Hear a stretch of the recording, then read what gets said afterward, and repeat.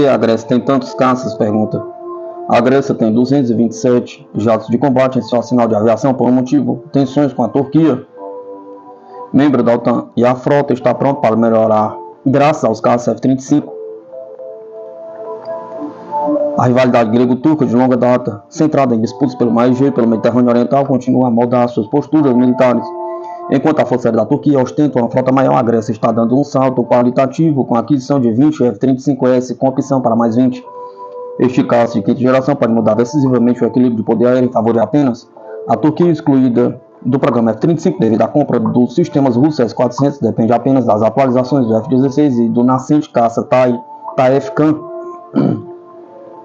O investimento da Grécia ressalta as tensões persistentes entre os dois aliados da OTAN. As frotas de caça da Grécia e da Turquia são métricas proxies interessantes para medir a tensão. E enquanto a Força Aérea Turca é significativamente maior do que sua contraparte grega, a Força Aérea Hellênica está pronta para dar um salto qualitativo à frente. A rivalidade grego-turca moldou as políticas de defesa de ambas as nações por muitos anos. Ambos os condados compartilham uma longa e complexa história marcada por disputas sobre soberania territorial, particularmente no mar Egeu e no Mediterrâneo Oriental. Essas disputas são inúmeras e incluem desacordos sobre fronteiras marítimas, espaciais e disputas territoriais. Embora a Grécia e a Turquia tenham se tornado membros da OTAN em 1952, sua participação compartilhada nessa aliança não resolveu esses conflitos, que continuam a influenciar suas prioridades de defesa hoje. Tanto a Força Aérea grega quanto a turca são ilustrativas da tensão geopolítica latente entre os dois países. Excluindo os Estados Unidos, as forças aéreas hellênicas e turca estão entre as 5 principais países da OTAN em tamanho de frota. Durante a Guerra Fria, a adesão grego-turca à OTAN visava, em parte, unificar os dois países contra uma ameaça soviética comum. No entanto, a adesão à aliança da OTAN pouco fez para acalmar as tensões existentes entre os dois países. Ocasionalmente, disputas grego-turcas surgiram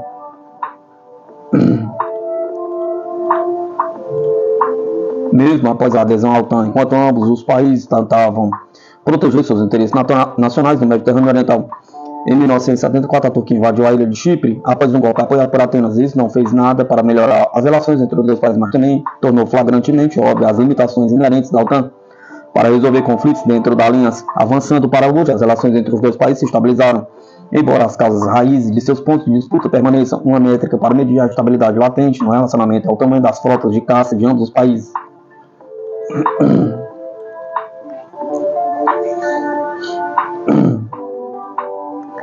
Ambos os países investiram pesadamente na atualização e modernização de suas forças aéreas em reconhecimento ao papel descomunal que a aviação militar teria em um possível conflito entre os dois.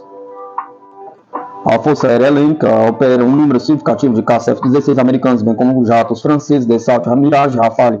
A Turquia, por outro lado, também opera mais de 100 F-16 representados por diversas variantes, e assim como a Grécia mantém uma frota de caça F-4 Phantom com números abaixo de 2 dígitos, mas também tem Eurofighters Typhoons encomendados.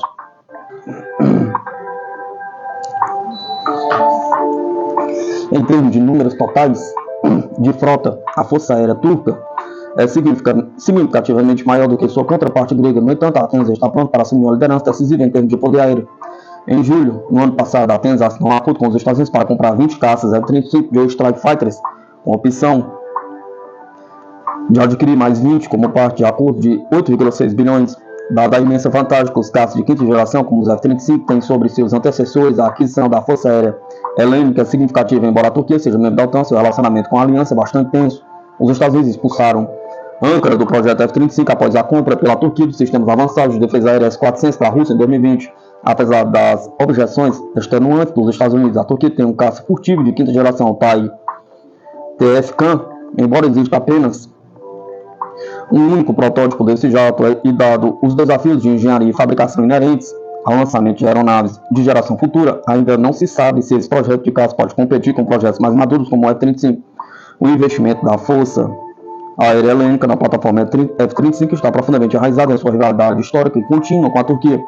Embora ambos os países sejam membros da OTAN, seu conflito por território persiste e molda suas posturas militares até hoje. E enquanto a Turquia atualmente detém uma vantagem sobre o ramo de aviação da Grécia, os F-35 voados pela Grécia podem inclinar a balança de poder aéreo em favor da Atenas.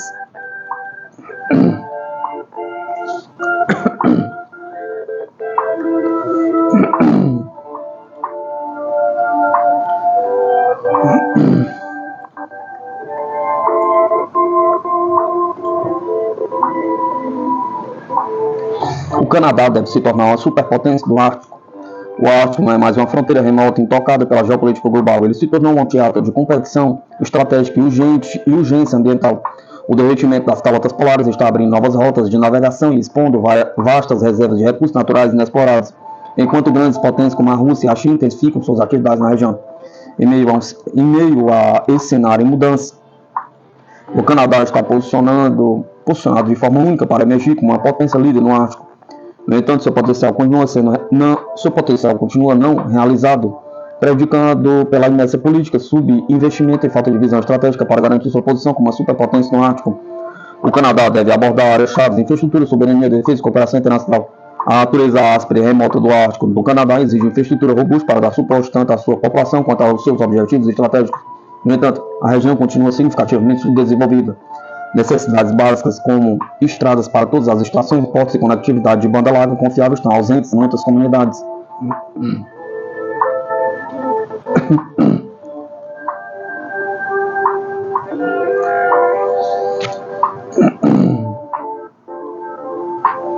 Sem esses investimentos críticos, a capacidade do Canadá de exercer controle e apoiar o desenvolvimento econômico do Ártico permanecerá limitada. O governo federal deve priorizar a infraestrutura do Ártico em suas alocações orçamentárias, alavancando parcerias com governos provinciais e organizações indígenas. Parcerias público-privadas também podem ser um mecanismo vital para financiar projetos de grande escala, estabelecer portos de águas profundas, modernizar aeroportos e expandir projetos de energia renovável na região são etapas essenciais para desbloquear o potencial econômico e estratégico do Ártico. As reivindicações de soberania do Canadá no Ártico são fortes, mas não incontestadas. A passagem do Nordeste, uma rota de navegação essencial, está no centro de um disputa de longa data com os Estados Unidos, que a consideram uma hidrovia internacional. Enquanto isso, outras nações do Ártico estão avançando suas reivindicações territoriais com crescente assertividade para solidificar sua soberania.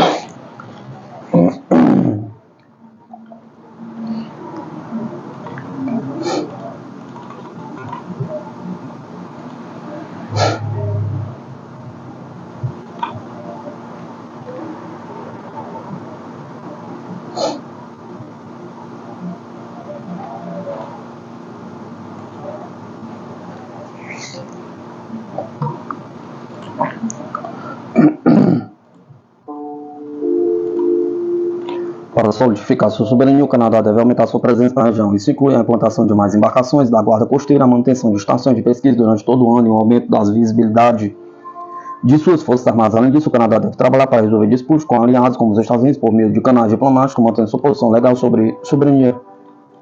A importância geoestratégica do Ártico exige uma postura de defesa robusta, a militarização dos territórios pela Rússia, incluindo a reabertura de bases da era da Guerra Fria e a plantação de armamento avançado, apresenta um desafio crescente. Simultaneamente, o status autodeclarado da China como um estado quase ártico sinaliza suas intenções de se tornar um ator-chave na região. A política de defesa do Canadá deve evoluir para enfrentar esses desafios. Isso requer a modernização do North Warning Systems, aumentando as capacidades do Arctic Response Company Group das Forças Armadas Canadenses, investindo em quebra-gelos que podem operar o ano todo. A colaboração com os aliados da OTAN e dos Estados Unidos por meio da modernização do NORAD também aumentará a capacidade do Canadá de monitorar e responder a ameaças de segurança na região.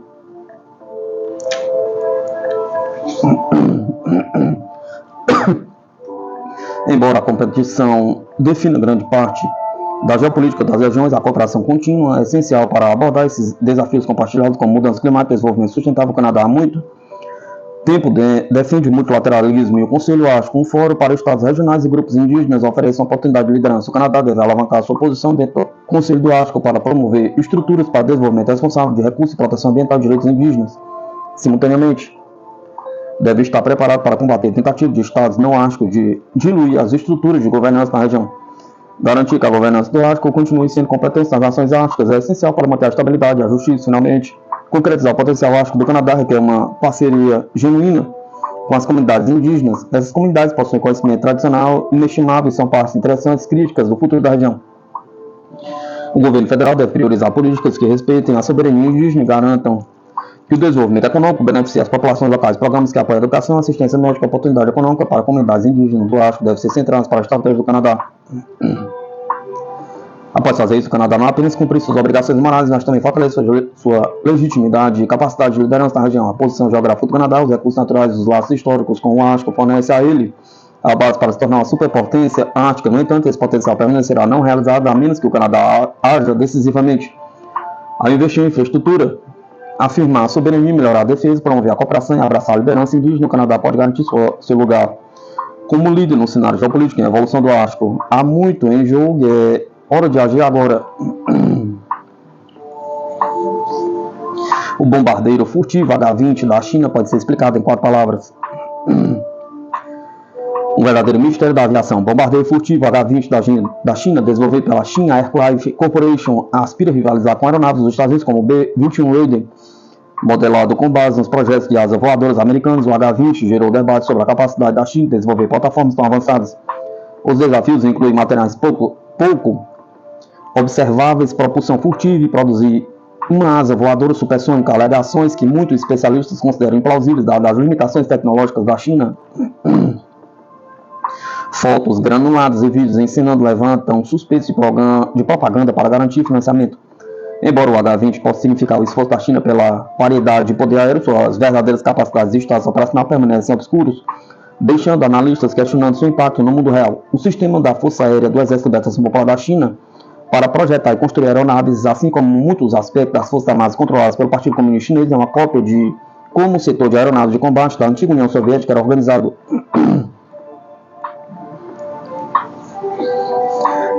No sistema soviético, Tupolev Design Burel era responsável pelo projetar bombardeiros estratégicos pesados. Seu análogo da República Popular da China é a Xi'an Aircraft Corporation, SHAC, localizado na província de Shanxi. A SHAC pode ser o centro de design responsável por aeronaves bombardeiras, mas nunca projetou realmente um bombardeiro pesado durante sua existência. A única aeronave bombardeira que a empresa vem construindo há quase 60 anos é a série H-6 de aeronaves fornecidas pela primeira vez ao Exército de Libertação Popular da China em 1958, na forma do Tupolev Tu-16. Os chineses, que não tinham chance de projetar um novo bombardeiro por conta própria, assinaram um acordo para produzir sob licença a aeronave russa, primeiro na fábrica de aeronaves de Harbin e depois em Xi'an. Nos anos seguintes, a empresa de Xi'an se envolveu em 2 atividades nesta área de desenvolvimento de aeronaves. Uma tem feito versões progressivamente modificadas e melhoradas da configuração original do Tu-16. O cronograma de produção dessas variantes do H-6 queimou mais da metade do alfabeto inglês, com a interação atual sendo o H-6N. Existem apenas 10.000 caracteres de língua chinesa usadas em conversas cotidianas, então elas ainda têm muitas de suas próprias letras restantes se necessário. O segundo esforço da empresa foi trabalhar em um novo, moderno, furtivo avião bombardeiro. Não foi uma tarefa fácil, pois o Burel nunca havia produzido um design original desse tamanho ou tipo de forma independente, como a maioria dos conceitos de design para o H-20 que os chineses produziram ao longo dos anos. E como o russo PAK-DA, ele sempre foi projetado para ser um conceito de asa voadora na linha do Northrop B-2 e B-21. Escritos chineses reais sobre o conceito de tal aeronave remontam a 12 anos ou mais. Esses são artigos de instituições como o equivalente da Força Aérea dos Estados Unidos, da National Defense University em Washington, que sempre falaram de uma aeronave na configuração vista no início deste mês voando em alta altitude, seguido por um avião de perseguição Yang J-16. A equipe de design do B-21 na Northrop nos Estados Unidos tem décadas de experiência no desenvolvimento dessa classificação de aeronaves, o que os chineses não têm. Isso faz com que muitos especialistas da indústria aeronáutica dos Estados Unidos que entendem os princípios de projeto de baixa observação, baixa seção transversal, se perguntam se a Shak é capaz de tal feito. Isso significa produzir uma quantidade enorme de material de última geração e um motor que também pode se tornar furtivo, entre outros requisitos que são exigências elevadas para qualquer organização aeroespacial. Duas alegações sobre este programa foram feitas por diversas fontes no RPC, o que faz com que o especialista médio em design de aeronaves dos Estados Unidos pergunte se o programa H-20 está próximo de se tornar um veículo operacional.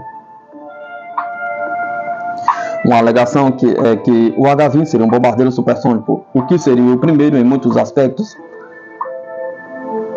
nem mesmo o último bombardeiro convencionalmente projetado dos Estados Unidos, o USB-1B, é supersônico e nenhum dos bombardeiros de asa voadora também é. Houve vários estudos sobre uma grande aeronave de asa voadora que seria uma plataforma comercial, como o antigo conceito do Boeing Sonic Cruiser, que foi abandonado em favor do 787 Dreamliner, devido às despesas e à falta de viabilidade comercial. Esses programas nunca progrediram, além dos projetos em papel.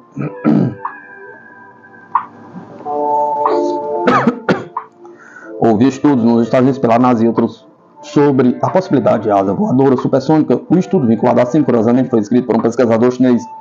Mas esses veículos exigiram alguns avanços revolucionários, tanto em materiais quanto em tecnologia de propulsão, sendo que esta definitivamente não é o ponto forte do chinês.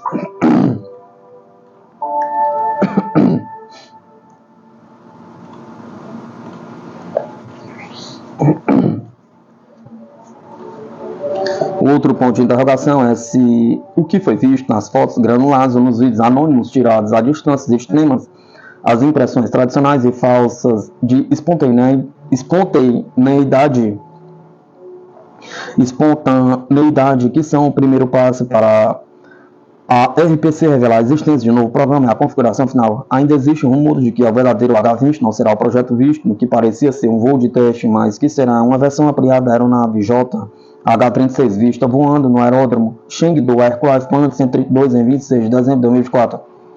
Uma realidade da cultura chinesa é que há um impulso irresistível de exibir qualquer nova invenção, qualquer nova aquisição, qualquer sucesso recém-descoberto, não importa o que seja.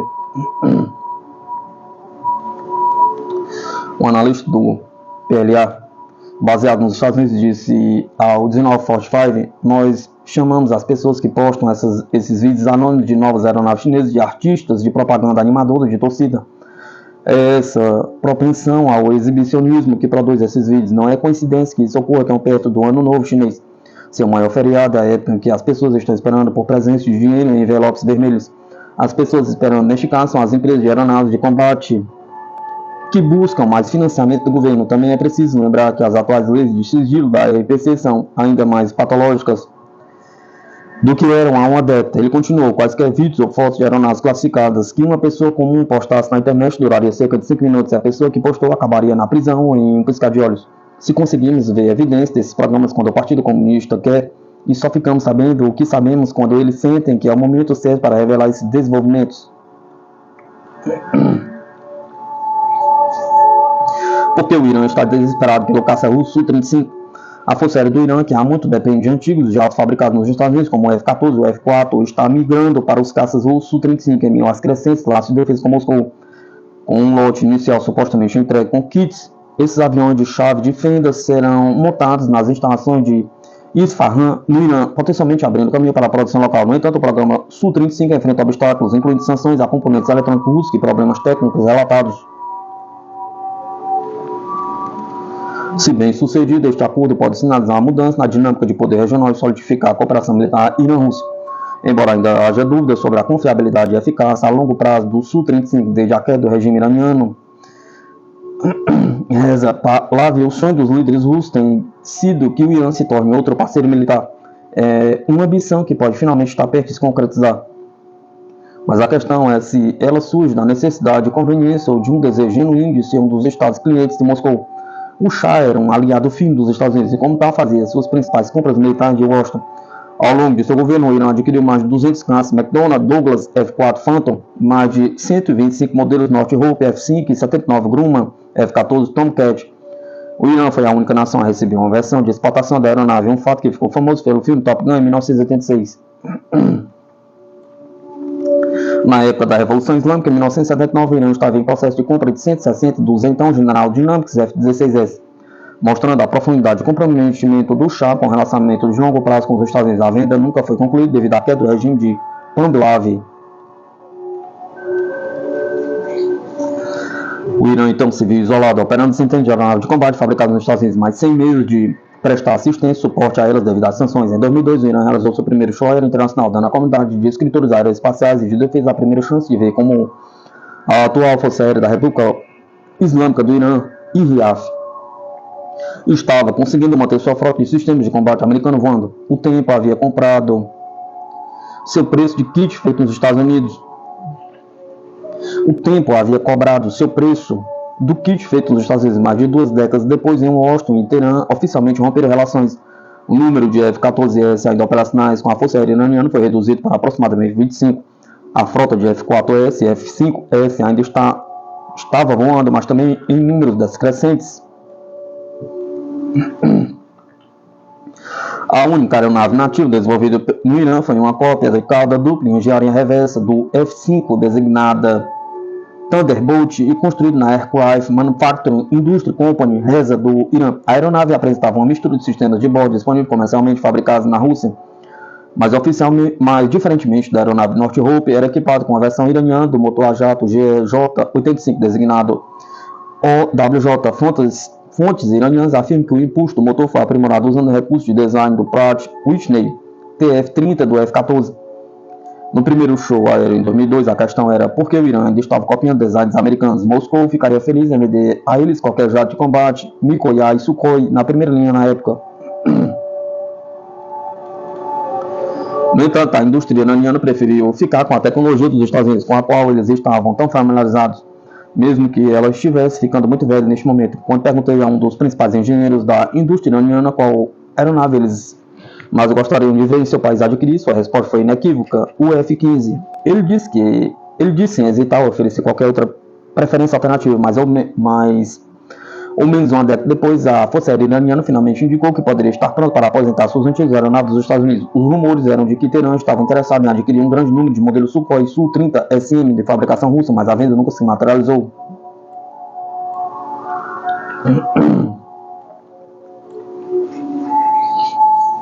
Antigos funcionários da Mikoyan que falaram com a 1945 no início dos anos 2000 disseram que também houve negociações anteriores com os iranianos sobre o estabelecimento de uma linha de produção para o MiG-29 no Irã.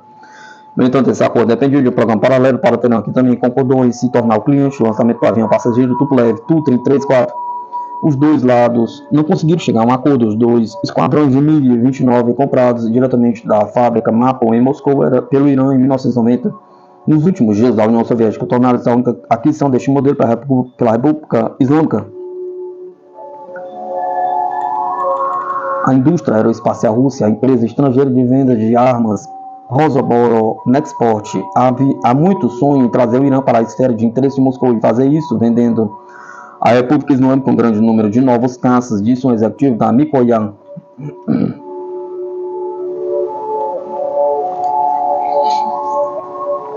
Eles também viram o Irã como um clone de contratos de exportação para ficar rico desta década. Os grandes gastadores, como a China e a Índia, não serão mais as vacas leiteiras que já foram, ele explicou. O Irã é um dos poucos lugares restantes do mundo que pode ser o próximo grande cliente que eles estão procurando. Enquanto isso, a indústria iraniana fez vários esforços para manter a aeronave dos Estados Unidos em operação no inventário da Força Aérea Iraniana, integrando novas armas. Fotografias e outros dados mostram um míssil Vimpel R-27A-10 de fabricação russa sendo transportado no F-14. Outros relatórios mostram uma cópia com engenharia reversa supostamente melhorada do famoso Hung IM-54 Fênix do F-14, designado FACOR 90-2025. Pode Finalmente, seu ano em que a grande venda de aeronaves de caça era feita no Irã. A República Islâmica já teria recebido o número inicial de caças Sukhoi Su-35 Superflanker. As aeronaves foram entregues em kits desmontáveis, uma opção que a Rússia costuma usar quando os seus clientes de exportação recebem um novo modelo pela primeira vez. Esses kits modularizados são então acoplados usando ferramentas manuais de linha de montagem padrão, dando origem ao apelido de aviões de chave de fenda. A Força Aérea Iraniana e seus parceiros da indústria também operam uma grande fábrica à base de manutenção em Isfahan, onde as aeronaves F-4 e F-14 são realizadas. É mais provável que essa instalação seja o local onde os Su-35 seriam mantidos e consertados e eventualmente obrigariam uma linha de produção licenciada para a aeronave. Desde o início da guerra na Ucrânia, as relações industriais da defesa entre a Rússia e o Irã têm crescido constantemente. Os militares das duas nações estão conduzindo exercícios conjuntos pela primeira vez. Decidir dar o salto e adquirir um grande número de Su-35 é consistente com essa cooperação crescente. Ainda assim, também vem convenientemente em um momento em que as aeronaves dos Estados Unidos pilotadas pelo Irã estão em suas proverbiais últimas pernas. O que ainda precisa ser visto, disseram fontes da indústria de defesa da Ucrânia, é quão tranquila será a venda desse Su-35, que, segundo rumores, totalizam até 72 aeronaves. A partir de hoje, a planta de Komsomolsk-on-Amur, que produz o Su-35, tem problemas para substituir aeronaves que foram perdidas na guerra da Ucrânia. Como outros sistemas de armas russos, esta aeronave requer um grande número de componentes eletrônicos importados para sua fabricação, que agora são negados a Moscou devido às sanções, disse um executivo sênior de uma empresa de defesa na Ucrânia. Outras fontes na Ucrânia afirmam que os lotes iniciais do Su-35 deveriam ter sido originalmente vendidos ao Egito, mas a nação árabe posteriormente reverteu sua decisão devido a problemas técnicos com a aeronave. Isso pode ser devido a defeitos nos sistemas de mísseis vendidos com a aeronave e à incapacidade da indústria russa de produzir radares No-35 Irbis peça suficientes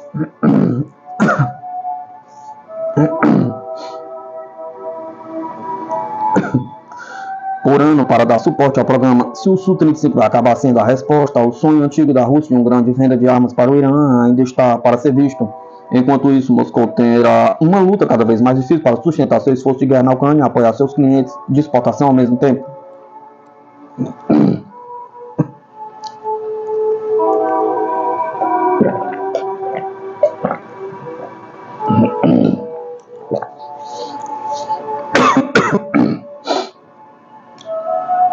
Os porta-aviões da classe Queen Elizabeth são F-35 armados e prontos para qualquer coisa.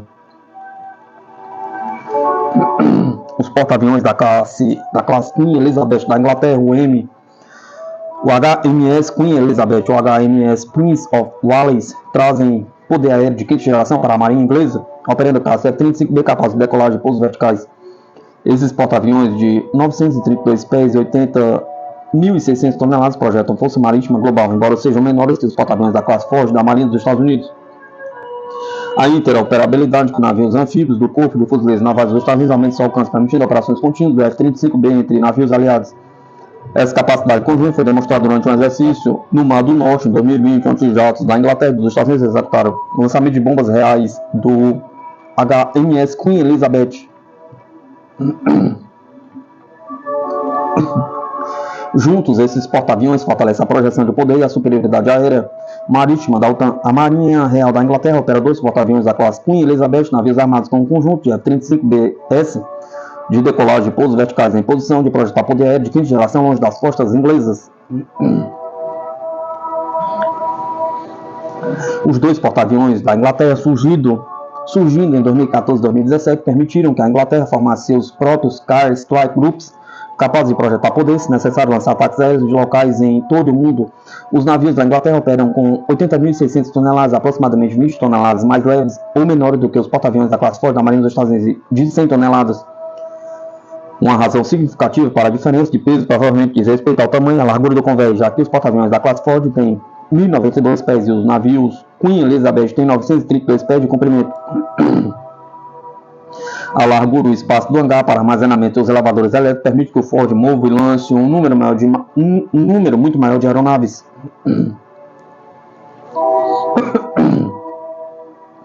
Os porta-aviões da classe Ford da Marinha dos Estados Unidos, por exemplo, podem facilmente lançar e operar até 50 ou mais F-35CS. Em contraste, a classe Queen Elizabeth da Inglaterra pode transportar mais de 36 F-35Bs. Em tempos de guerra, normalmente tem uma média de 12 a 24 F-35B em condições normais de implantação. Os porta-aviões Queen Elizabeth incorporam uma leve configuração de Skyjump, em vez de um grande convés plano, porque não operam com a catapulta. A ausência de uma catapulta que permite o lançamento em massa do F-35C a partir de um convés de porta-aviões, no caso do uso Ford, significa que o Queen Elizabeth só pode lançar F-35B com decolagem e pousos verticais. No entanto, essa capacidade de projeção de potências marítimas de quinta geração é maciçamente fortalecida por uma crescente capacidade de interoperar com navios de capacidade para F-35B, com navios de assalto anfíbio, com ambos os navios configurados para operar F-35B, os anfíbios do Corpo de Fuzileiros Navais dos Estados Unidos e um porta-aviões Queen Elizabeth na Inglaterra poderiam decolar e pousar F-35Bs nos navios um do outro. Essa capacidade é reforçada pelo Multifunction Data Link, comum e multinacional do F-35, conectando os F-35 dos Estados Unidos na Inglaterra, expande enormemente a mobilidade e a capacidade de projeção do poder aéreo. O Corpo de Fuzileiros Navais dos Estados Unidos e a Marinha Real da Inglaterra praticaram isso já em 2020, durante um exercício conjunto de 3 dias no Mar do Norte. Este exercício de treinamento foi explicado em detalhes em um ensaio de 2020 do The National Interest. Durante as operações de ataque, aviões de ambos os países lançaram bombas Paveway 1 V de 500 IB em um campo dedicado. O comandante Mark Sparrow, da Marinha Real, oficial comandante do 617 Esquadrão, disse que o exercício começou com operações de convés de alta velocidade a bordo de porta-aviões, declarou o National Interest 2020. Isso foi um trampolim para a próxima fase, que era carregar armas ativas na aeronave, o que não tínhamos feito do HMS Queen Elizabeth antes. Foi uma oportunidade de testar de ponta a ponta todos os sistemas dentro do navio e do esquadrão, desde a construção e carregamento das armas até o lançamento bem-sucedido delas no alvo, disse Sparrow no relatório da Marinha Real da Inglaterra.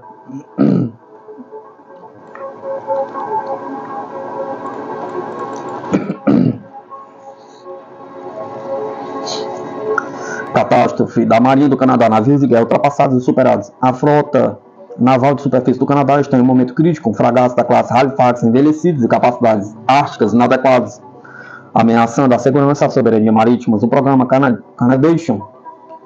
Canadian Surface Combatente visa substituir embarcações envelhecidas por navios de guerra avançados mais atrasados e estouro de custos levantam preocupações. As ambições do Canadá no Ártico também exigem ativos especializados como quebra-gelos e navios de ponta para o polar. Uma estratégia abrangente deve priorizar a modernização da frota, capacidades específicas do Ártico, colaboração com aliados e parceiros indígenas.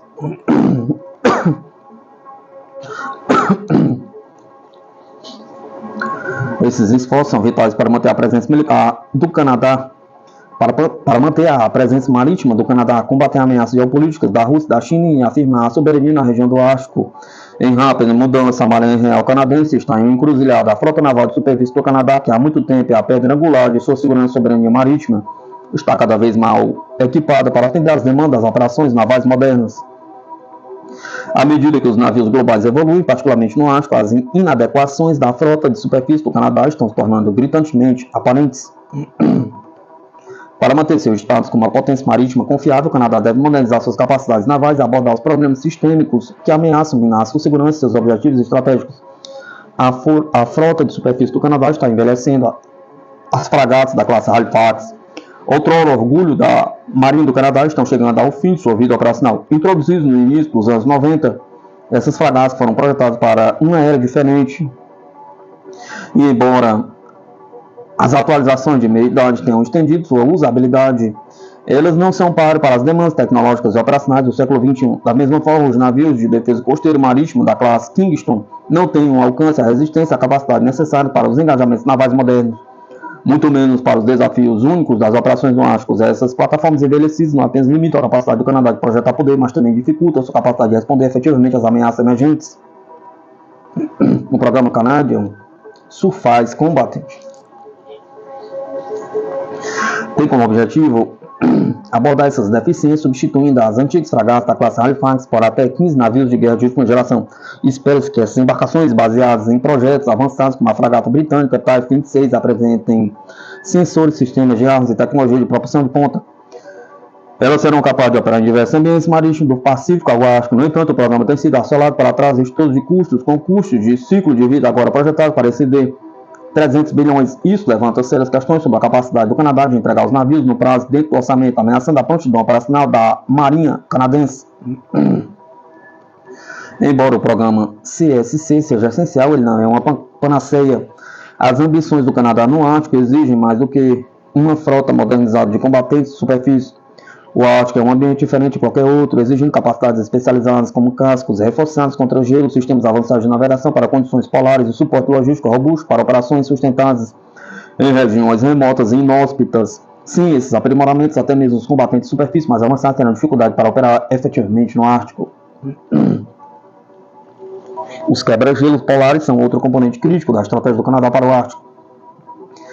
Essas embarcações são indispensáveis para manter a soberania, permitir a pesquisa científica e garantir a navegação segura de rotas de navegação cada vez mais acessíveis. No entanto, a frota de quebra-gelos do Canadá está desatualizada e inadequada. Investir em uma nova geração de quebra-gelos com capacidade para o Ártico não é apenas uma questão de orgulho nacional, mas uma necessidade estratégica. Sem esses ativos, o Canadá corre o risco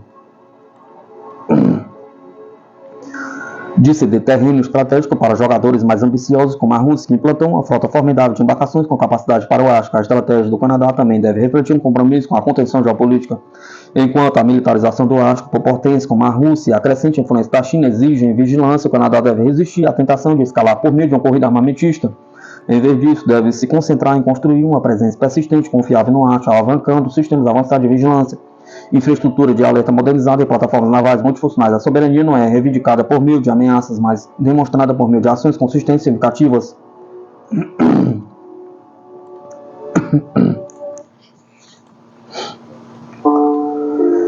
A colaboração com aliados será crítica para abordar os desafios enfrentados pela frota de superfície do Canadá e sua estratégia mais ampla no Ártico. A modernização do NORAD oferece uma oportunidade valiosa para aumentar a conscientização do domínio e melhorar a coordenação diante ameaças compartilhadas, fortalecer os laços com aliados da OTAN, particularmente aqueles com interesses no Ártico, pode ampliar as capacidades do Canadá ao mesmo tempo que distribui os encargos financeiros e operacionais e proteger a região. Além disso, o Canadá deve continuar a defender a diplomacia multilateral por meio de fóruns como o Conselho do Ártico, reforçando o status do Ártico como uma zona de cooperação e não de conflito. As comunidades indígenas devem desempenhar um papel central na formação das políticas do Ártico do Canadá. No intuito, os Inuit e outros povos indígenas não são meramente partes interessadas, mas administradores do meio ambiente e da cultura do Ártico. Seu conhecimento tradicional e experiências vividas são inestimáveis na elaboração de políticas sustentáveis inclusivas. Ao priorizar investimentos em comunidades indígenas, o Canadá pode construir confiança e fortalecer sua legitimidade na afirmação da soberania do Ártico. A condição da frota naval de superfície do Canadá é um reflexo das prioridades estratégicas mais amplas da nação. Sem uma ação decisiva para modernizar sua frota, adquirir capacidade específica no Ártico e adotar uma estratégia coerente e sustentável, o Canadá corre o risco de minar sua segurança marítima e diminuir sua influência no cenário global. As escolhas que o Canadá fizer hoje determinarão se ele conseguirá enfrentar o desafio de se tornar uma potência líder no Ártico ou se ficará para trás. Em uma era de rápidas mudanças geopolíticas,